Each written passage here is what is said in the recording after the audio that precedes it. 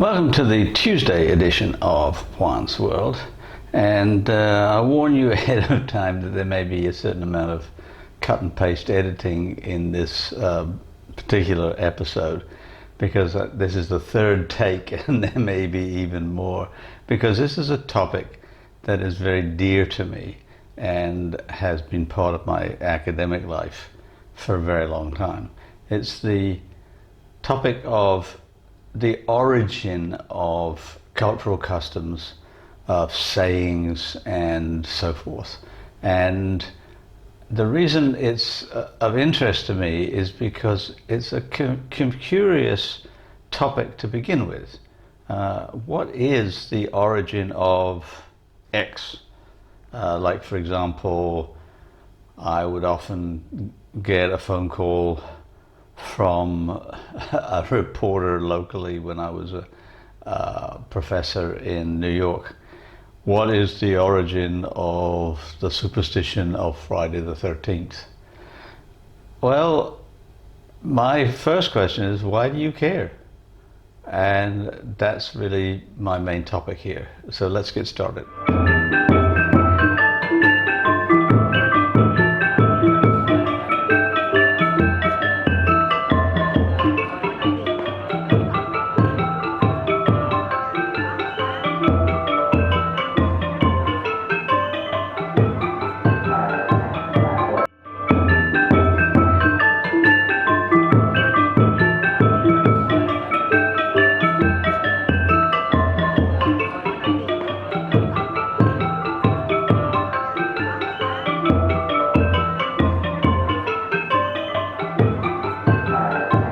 Begin with that question. What is the origin of the superstition about Friday the 13th? Well, I mean, the simple answer is nobody knows. I mean, we can guess, because first of all, Friday in Anglo-American tradition is an inauspicious day.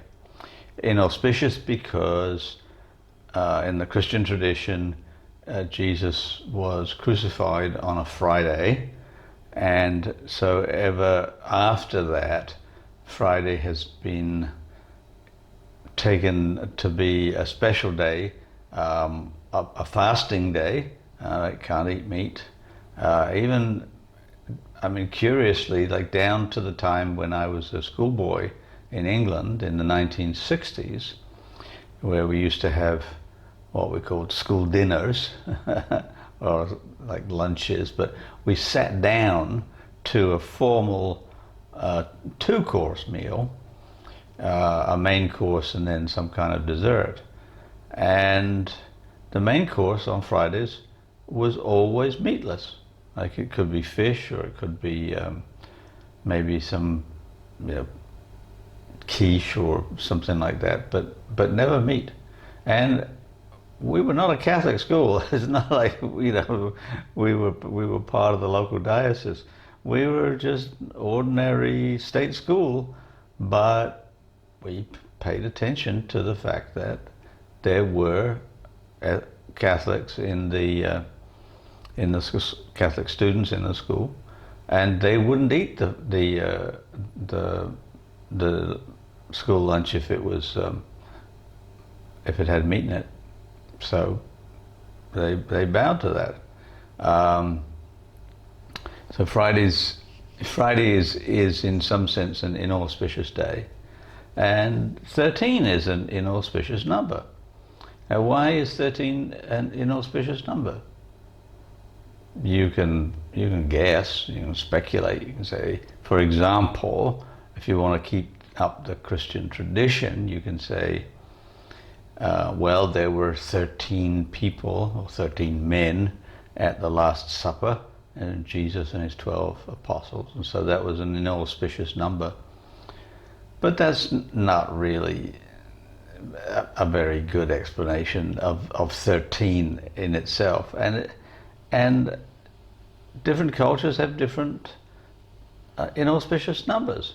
In China, the number 4 is inauspicious.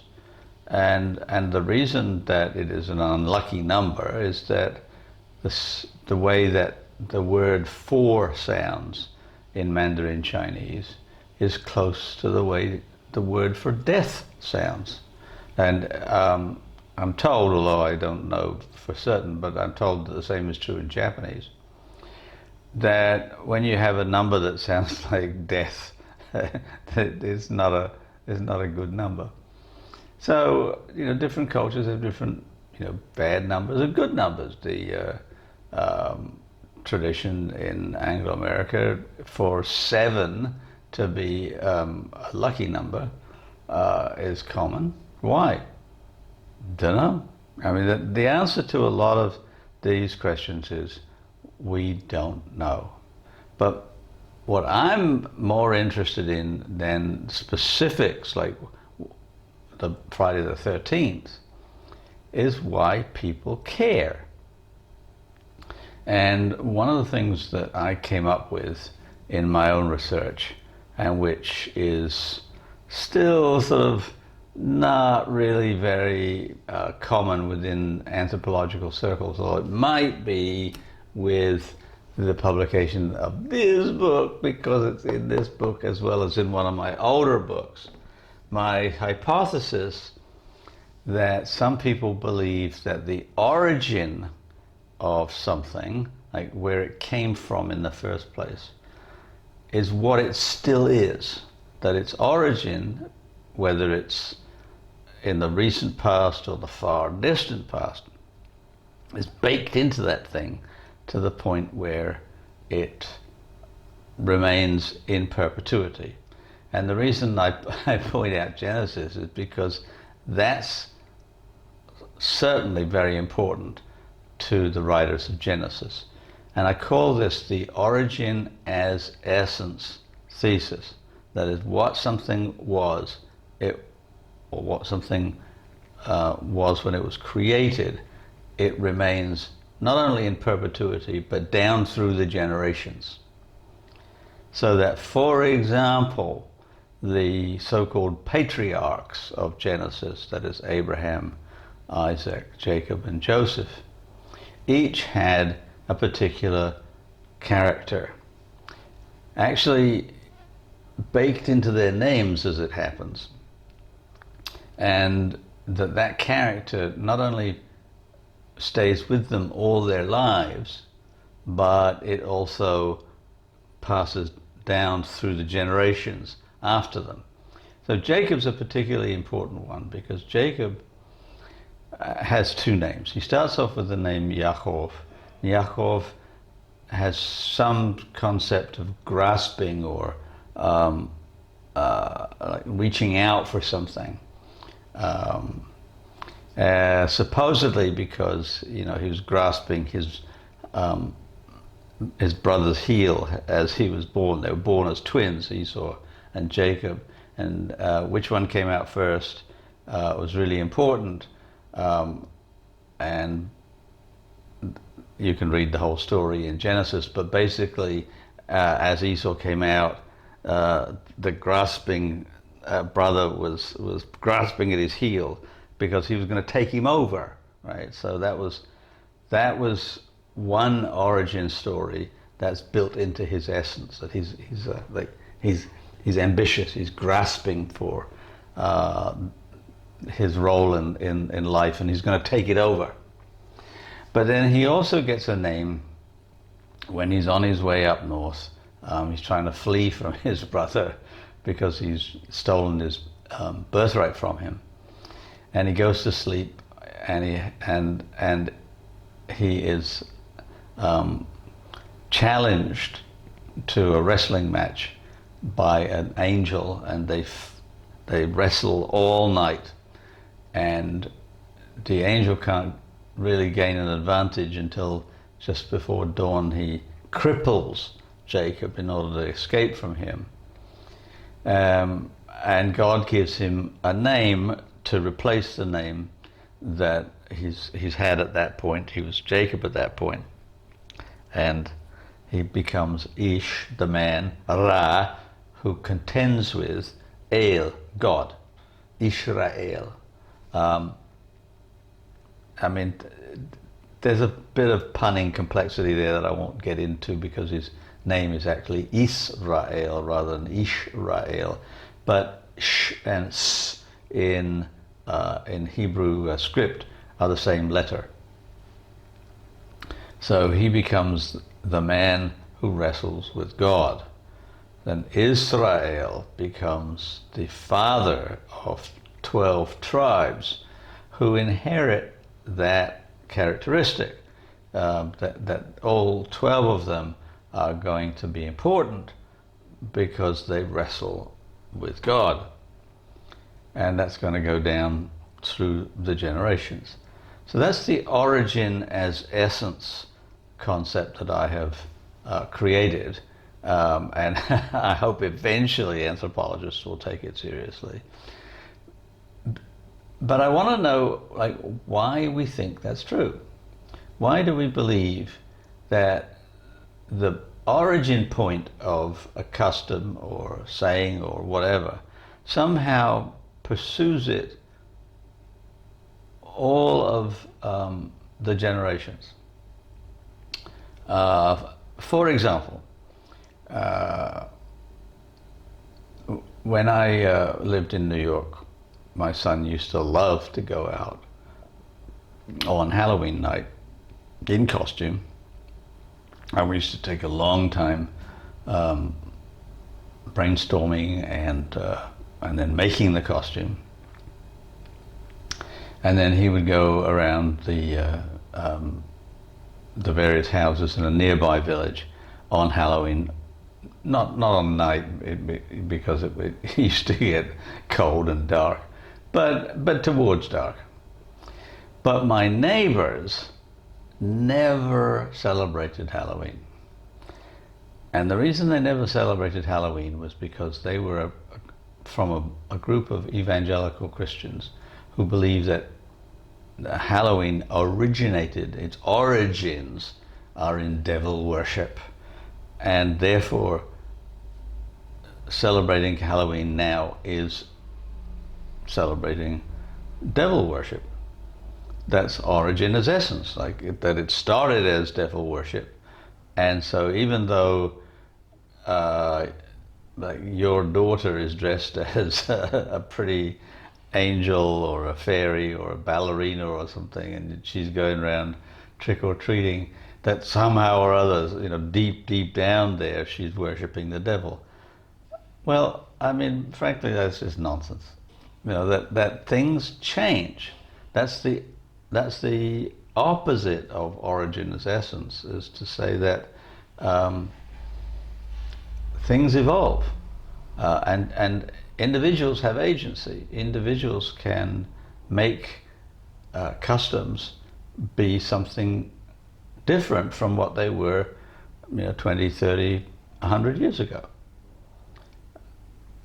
Now, why do some people cling to an origin as essence philosophy? Same answer. I'm going to put it on a t-shirt at some point. I don't know. I don't know. I also don't know why we want to validate certain things in our lives by placing them back into history. That somehow or other, if we can show that a particular custom or saying or whatever comes from some distant past, it somehow gives it a certain kind of vitality or validity that it wouldn't otherwise have if it were just recent.